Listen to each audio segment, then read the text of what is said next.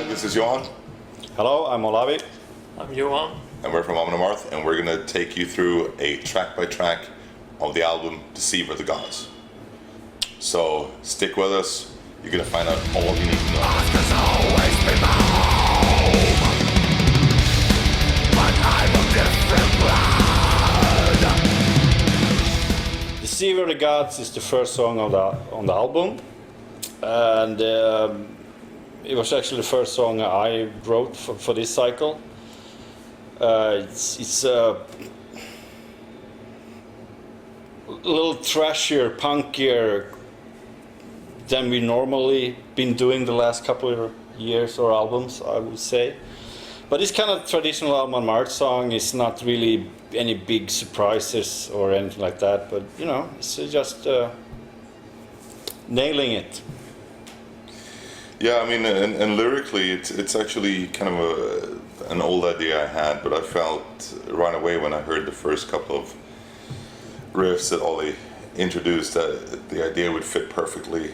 So it's a story about Loki, basically just kind of introducing him as a person, kind of where he comes from, and his role kind of in the kind of what kind of character he is, basically. So it's just a kind of a introduction to Loki and his devious ways, basically.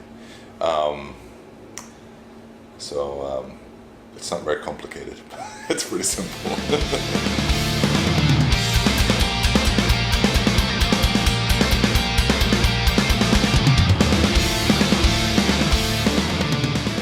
As Loki falls, the story there is also kind of an idea that I've had for a long time. It started really with the Loki's treachery part 1 and 2 that we did for with Odin on our side and Surtur Rising, and this is kind of a continuation of that song, although not intentionally. I didn't want to make it into a part 3, but it's kind of telling the story about the end of the world where Loki and Heimdall meets in the final battle. So yeah, again, an idea that I've had for a while, but finally realized through getting music that I felt fit the lyrics. Music, yeah. Yeah, the music, I think it came from that. This song has like a tapping lead that I came up with, and then I think we just built the whole song around that.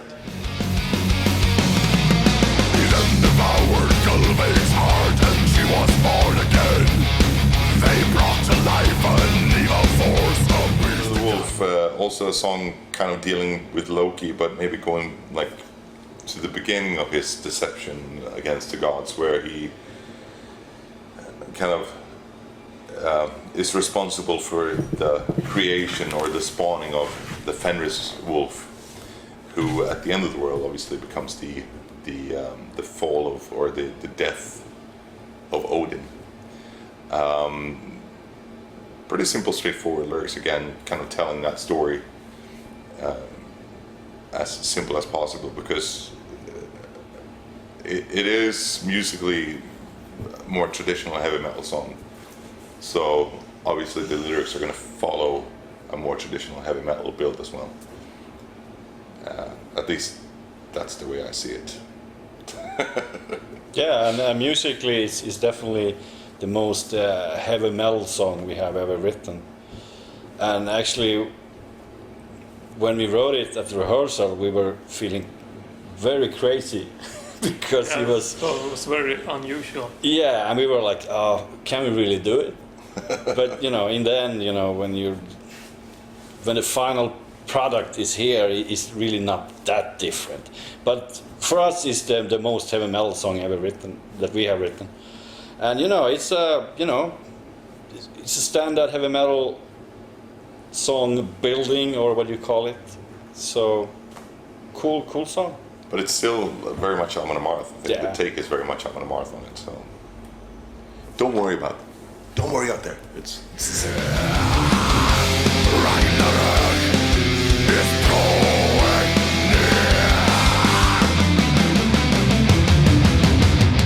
well, the shapeshifter kind of also, again, a song about Loki.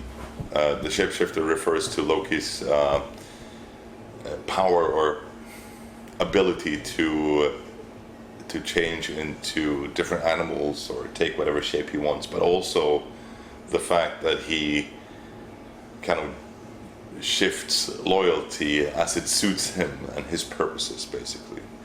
So he's a shapeshifter in many ways, and that's kind of where that came into part. And it's kind of also a song that kind of describes the complexity of Loki in a slightly different way, while also kind of referring to a very important part of the mythology, where Loki and the gods are kind of turning into enemies, and they meet at a feast, and he's kind of taunting them and being very, very unpleasant, basically. So he's it's kind of all these things woven in together, trying to explain his character a little bit more. Shoot. Yeah, I think I tried to come up with some different rhythm groove kind of riff for that song, and then when that came into place, that's basically that underlying rhythm is what the song is based on. Open the gates, now we attack. Run into fate, no turning back. Under Siege is probably musically the most traditional Amon Amarth song on the album, I would say. The song is ending with a kind of like an epic acoustical part, and the acoustical part is the foundation or the base for the whole song. The whole song is kind of built from that part. But you know, except for that, it's pretty much traditional Amon Amarth. You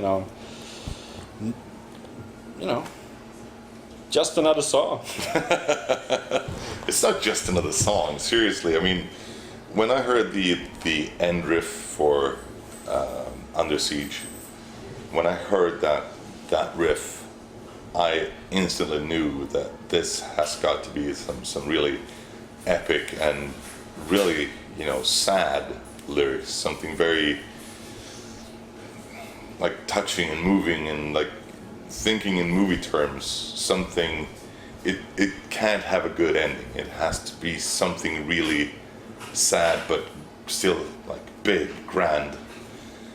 So writing the lyrics, that felt like the perfect idea that I found of this city being under siege and they're being starved out, and at the end when like all their options is they don't have any more options, they decide, all right, we can either die in here as rats or we can go out with a blaze, you know, and just fight these people even though we're going to die, all of us. It's better to die out there than die in here. So it's kind of again, a very cinematic kind of thinking that I had for that one. But that the whole lyrical idea came from the end riff of this song. It just made a lot of sense, and I think most people will appreciate that when they hear the song.